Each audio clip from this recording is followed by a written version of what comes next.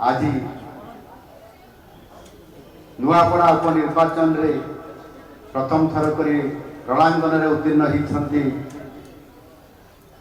विरोधी दल नेता नवीन बाबू नवीन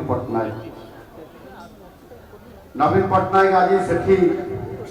जिते बड़े उभा उपनिर्वाचन रे नुआपड़ा रे नवीन पट्टनायक एवं से समय रे आज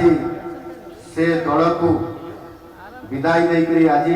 भारतीय जनता पार्टी रे भारतीय जनता पार्टी राज्य कार्यालय आज योगदान कर अमर पट्टनायक और निश्चित भाव नवीन पट्टनायक से प्रचार करंतु अमर पट्टनायक भारतीय जनता पार्टी रे आज भारतीय जनता पार्टी यशस्वी करने जो शक्ति आज आमको देइछंती काली जेते बेले अमर बाबू नुआपड़ा उपनिर्वाचन रे जीवे आ नवीन बाबूंकर जो प्रचार थिबो से प्रचार स्थिति कौन थिबो से कथा से समय रे आमे समस्त जानी परिबा।